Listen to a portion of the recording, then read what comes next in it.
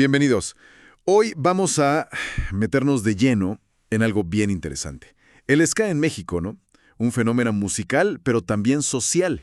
Exacto. Tenemos aquí análisis como uno llamado Historia y Resistencia Social del Ska. Y pues la idea es tratar de entender cómo un ritmo te puede poner a bailar como loco y al mismo tiempo ser una voz fuerte de protesta, de lucha. Sí, esa combinación es súper característica del ska mexicano. Es fascinante cómo un ritmo, que nace en el Caribe, luego se transforma en Gran Bretaña Ajá. y termina encontrando un eco tan potente aquí, en México. Sobre todo, como dices, en los años 90. Justo ahí quería empezar. O sea, ¿cómo es que este sonido, con toda esa historia detrás, se vuelve la música de una generación de chavos mexicanos que estaban, pues, bastante inconformes en esa década? El material sugiere que el momento fue crucial. Totalmente. Para entender por qué pegó así tan fuerte y con esa carga tan específica, hay que ver la historia. Porque el ska no aterrizó en México nomás como música, ¿eh? Ya traía, digamos, significados acumulados. A ver, vamos desempacando eso. Primera parada, Jamaica. Finales de los 50. Ahí nace, ¿no? Mezclando ritmos de allá. Sí, el mento, el calipso, que eran como estilos folclóricos de antes, digamos. Claro. Ujú. Con lo que oían de Estados Unidos en la radio. Jazz, R&B. Y hay un punto clave, ¿verdad? Que coincide con la independencia de Jamaica, en el 62. Sí, eso fue importantísimo. Lo lanzó, lo volvió un sonido de orgullo, de identidad jamaicana que estaban haciendo. Y figuras como Coxsone Dodd, Duke Reed. Los productores. Exacto, los productores con sus famosos sound systems en las calles, ellos fueron básicos para darle forma y que se conociera por todos lados. Ok. De Jamaica da el salto. Gran Bretaña, finales de los 70s. Llega con la migración jamaicana. Pero allá el ambiente era otro, ¿no? Muy diferente. Muy distinto. Mucha tensión racial, crisis económica fuerte, un panorama complicado. Y ahí pasa otra cosa, otra fusión que lo cambia todo. Se mezcla con Con el punk rock, con esa energía cruda, contestataria del punk. Y de ahí sale el movimiento two-tone. Ah, claro, el two-tone. Bandas como The Specials, Madness. The Selector, sí, bandas clave. Y lo interesante es cómo esta segunda ola, la británica, como que afila el lado político del ska. ¿En qué sentido? Pues eran bandas multirraciales, cantaban directo contra el racismo, hablaban de los problemas sociales. Y de ahí viene el símbolo este famoso. El de los cuadritos blancos y negros. Ese mero, como símbolo de unidad racial, el tablero de ajedrez. Y este es el ska entonces que realmente va a aprender en México años más tarde. No tanto el primerito de Jamaica, que era más de fiesta, ¿no? Exacto. No llega el ska sesentero original, sino esta versión británica que ya viene, digamos, cargada ideológicamente. Ya trae un paquete. Precisamente. Cuando los chavos mexicanos lo abrazan masivamente en los 90, no están importando solo un ritmo para bailar. Están recibiendo todo un paquete cultural, el antirracismo, cierta idea de conciencia obrera, la imagen del tablero, la onda de los Rude Boys. La estética. Sí, toda una serie de símbolos que, conectaron durísimo con las broncas y las luchas que se estaban viviendo aquí. Pero es curioso porque el material dice que hubo un intento mucho antes. Menciona a Toño Quirasco a mediados de los 60. ¡Cierto! Toño Quirasco, un pionero total en México, grabó una versión del clásico Jamaica Ska. Incluso parece que fue a Jamaica a entenderle mejor al ritmo. Órale. Y hasta creó su propia versión, más rápida, el Ska Chihuahua. Ska Chihuahua. No sabía eso. ¿Y por qué no? ¿Por qué no prendió en ese momento? ¿Qué pasó? Pues, la verdad es que pasó medio de noche. Se vio como una curiosidad. Un ritmo más, una moda dentro del rock and roll que promovían disqueras como Orfeón. No conectó a nivel social, no armó un movimiento, ¿sabes? Y ahí está la pregunta clave que sugiere el análisis. ¿Por qué esa diferencia? Casi 30 años entre Quirasco y la explosión de los 90. ¿Qué cambió tanto en México? Es que el contexto era otro mundo. Los 60s, con todo y la herida del 68, fueron en parte la época del llamado milagro mexicano. Había una sensación de estabilidad económica, por lo menos para algunos. Cierto. El ska podía sonar exótico, interesante, pero quizá no urgente. En cambio, finales de los 80s, todos los 90s, crisis económicas una tras otra, la década perdida, devaluaciones, y luego las políticas neoliberales que, pues, abrieron más la brecha de la desigualdad, rompieron mucho el tejido social. Y mucha desilusión con la política, ¿no? Con el sistema. Muchísima. Había un hartazgo, una desconfianza generalizada. Entiendo. Entonces, el ska que llega en los 90, el two-tone y sus derivados, digamos, encuentra tierra fértil. Un montón de jóvenes con coraje, con ganas de algo diferente. Exacto. El terreno estaba listo. El descontento juvenil era el combustible. Y la música fue como la chispa que lo encendió todo. Y justo en medio de todo ese hervor social, pasa algo el 1 de enero de 1994 que, pues, lo marca todo. El levantamiento zapatista en Chiapas. Un antes y un después, total. El análisis lo pone como un momento que rompe con esa idea oficial de que México ya era moderno, primer mundo, con el Tratado de Libre Comercio que justo entraba ese día. Claro, el TLCN. Y de repente, el EZLN pone sobre la mesa otro discurso. Un símbolo nuevo, fuerte, de resistencia indígena, popular, contra el Estado, contra el capitalismo global. Y eso, bueno, conectó inmediatamente con un montón de chavos en las ciudades, ¿no? Chavos que se sentían invisibles, olvidados. El zapatismo les dio como una causa, un lenguaje para hablar de otras cosas. Autonomía, justicia, dignidad. Y es justo ahí, en ese caldo de cultivo, donde explota lo que podríamos llamar el Mexca. Ya había bandas importantes antes, ¿eh? Maldita Vecindad, por ejemplo, desde mediados de los 80s, ya mezclaban ska con rock, con ritmos latinos. Pioneros totales. Sí, pero a mediados de los 90s, ¡pum!, viene la oleada Tijuana Noa, que ya traían desde el 92 ese himno Pobre de ti, que ya hablaba de esa frustración. Que le escribió Julieta Venegas con Teca García, además. Exacto. Y luego, rapidito, Panteón Rococó, que se forman en el 95, Sectacore un año antes, La Tremenda Corte también del 94, Salón Victoria, Nana Pancha en el 96. Inspector, Los Estrambóticos, la lista es larga. Larguísima. Y ahí se va formando un sonido muy propio. Una mezcla con muchísima energía de ska, con punk, a veces hasta con hardcore. Más rápido, más agresivo. Sí, y con rock y hasta con cositas de música mexicana. Sonaba global, pero muy, muy de aquí al mismo tiempo. Y aquí se ve clarísimo eso que decíamos al principio, ¿no? La fiesta y la protesta juntas. Los textos describen los conciertos de ska de esa época casi como si fueran mítines, ¿no? Espacios para encontrarse, para organizarse. Totalmente. Y el zapatismo fue como un eje que unió muchas cosas. La escena ska, en buena medida, funcionó como un brazo cultural de todo ese movimiento de apoyo al EZLN que creció en las ciudades. O sea, el neozapatismo les dio una causa concreta, ¿no? Un discurso para canalizar ese enojo que ya existía por la crisis, por todo. Fue una relación de ida y vuelta, como simbiótica.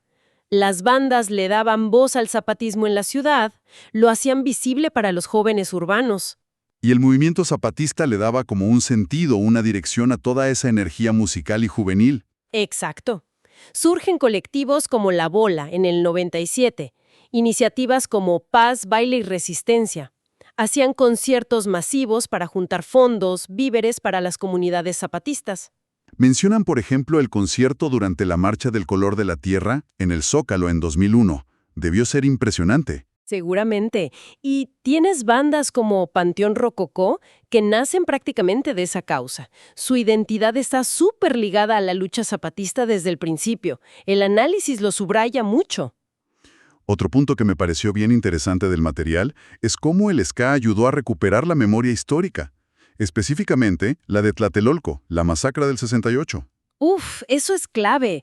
En un país donde a veces la memoria oficial como que olvida ciertas cosas, ¿no? ¿O las acomoda?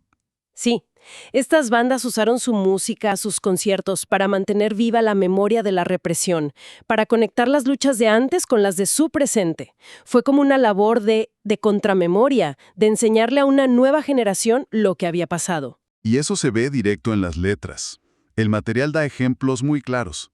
Panteón Rococó, La carencia, del 2002. Una crítica directita a la situación económica. Vives en la carencia hasta el cuello. Trabajas todo el día, ¿para qué? Si el sueldo no te alcanza para comer. Durísimo. Crudo, sí. O Tijuana no, con Pobre de ti, que es una denuncia de la impunidad, de la corrupción de todos los días. Pobre de ti que no sabes la diferencia entre vivir y morir. Si no das el trancazo tú, te lo da el de la esquina, policía o militar. Captura perfecto el sentir de mucha gente. Maldita vecindad que ya lo venían haciendo, con 2 de octubre del 91. 2 de octubre no se olvida. Es una herida que no cierra. Un lema hecho canción, básicamente. O incluso una más vieja, Apañón, del 89, sobre la policía. La extorsión, la brutalidad. La policía te está extorsionando. Dale gracias al regente. Tremendo. Y otra vez Panteón, en Marcos Hall del 99. Ahí el apoyo al EZLN y a Marcos es súper explícito. Y lo hacen además usando la forma del corrido, ¿no? Sí, eso es genial. Vuela, vuela, palomita, párate en aquel nogal, pues llegó el subcomandante invitando a vacilar. Usar una forma tan tradicional para un mensaje tan contemporáneo, muy potente. Y bueno, más allá de la música, de la política, la escena también fue un lugar donde se cocinaron identidades juveniles, las famosas tribus urbanas. Claro, el ska era como un paraguas, ¿no? Y debajo cabían varias ondas. Por un lado estaban los que adaptaban estilos de fuera, los Rude Boys con su look elegante pero retador, heredado del ska original y del two-tone. Ajá. O los skinheads antirracistas, los Sharp, que justo buscaban rescatar las raíces obreras, multirraciales de su cultura para diferenciarse de los grupos neonazis que se la habían apropiado. Pero también surgieron cosas más de aquí, ¿no? Como los escatos. Sí, esos son bien interesantes. Surgen a mediados de los 90, muy ligados al skateboarding, a la patineta. La estética era diferente. Sí, ropa más holgada, deportiva, pelos pintados, mucho graffiti. Pero aquí el análisis dice que hubo como tensión, ¿no?, dentro de la misma escena ska. ¿Cómo? ¿Por qué? Parece que otros grupos los criticaban. Decían que les faltaba contenido social, que estaban más en el relajo, en el desmadre. Ajá. E incluso se menciona que algunos ni sabían bien de dónde venía el ska. Pensaban que venía de skate. Órale. Eso está bueno porque muestra que no era un bloque, ¿no? Que había distintas formas de vivir el ska. Claro, había de todo. Y estaba también la parte más ruda, digamos, el ska-core. Bandas como Sectacore fueron pioneras ahí. Esa mezcla con hardcore y metal. Exacto. Música súper rápida, potente para el slam, para el mosh pit en los conciertos. Y ellos sí crearon una comunidad muy unida. Se llamaban la Ska-Core Familia. Y todo esto, las bandas, los conciertos, las tribus, creció como al margen de la industria musical grande, ¿verdad? Sí, totalmente. Las disqueras grandes, Sony, Warner, BMG, estaban en otra cosa. Más en el rock en tu idioma, que veían como más vendible, más pulido. Y el ska les parecía como muy... Muy crudo, muy politizado, muy de la calle.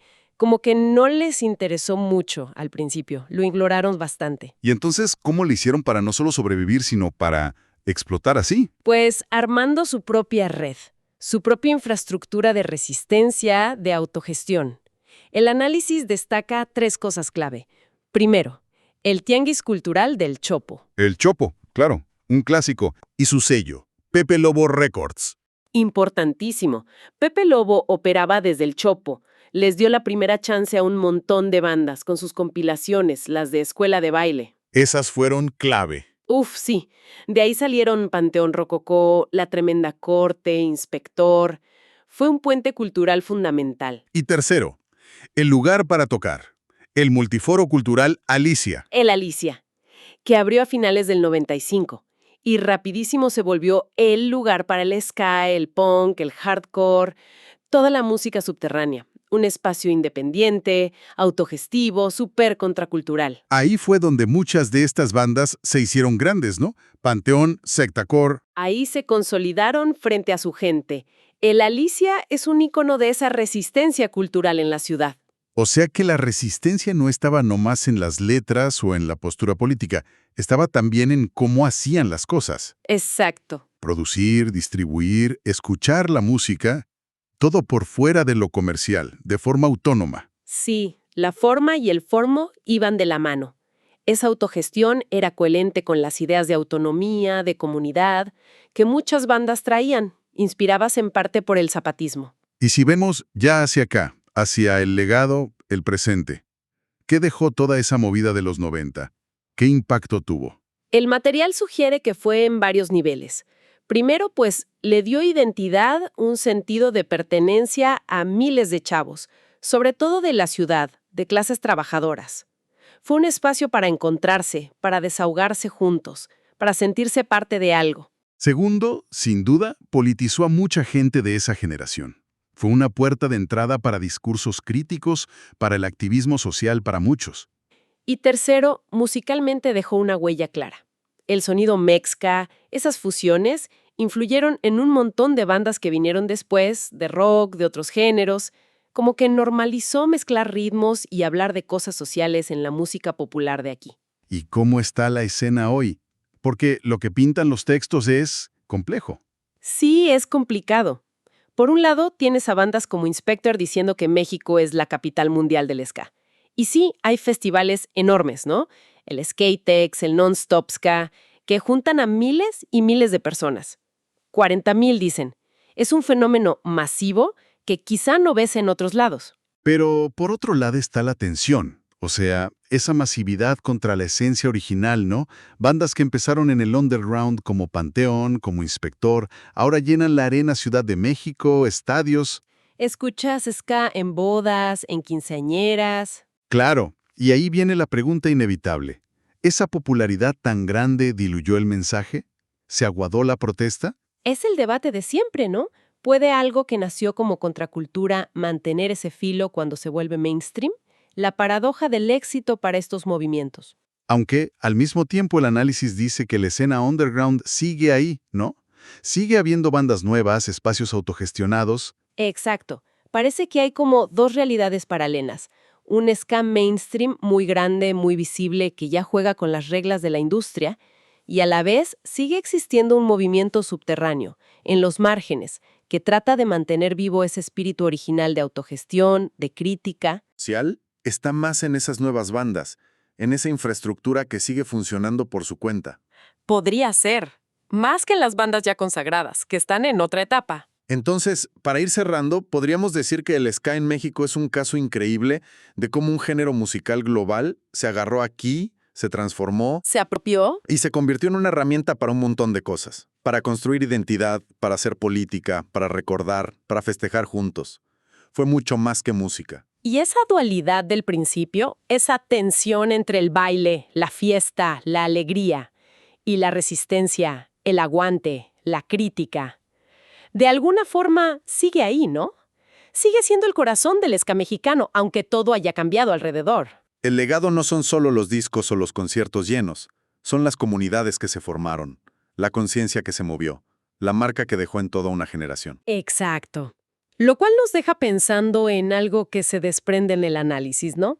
Con esta división actual entre el ska masivo y el ska underground, ¿dónde está hoy el verdadero pulso de esa resistencia que siempre se asoció al ska? ¿Puede un movimiento mantener esa chispa crítica cuando ya todo mundo conoce sus símbolos, sus canciones? ¿O la resistencia nomás se mueve a otros lados, busca otras formas dentro de la misma escena? O quizá, y esta es otra idea que queda flotando, quizá el simple hecho de juntar a miles de personas a bailar, a celebrar juntas en un espacio público, sigue siendo en sí mismo una forma importante de resistencia colectiva, de decir, aquí estamos, en el México de hoy. Sí, una pregunta que la verdad da para seguirle dando vueltas.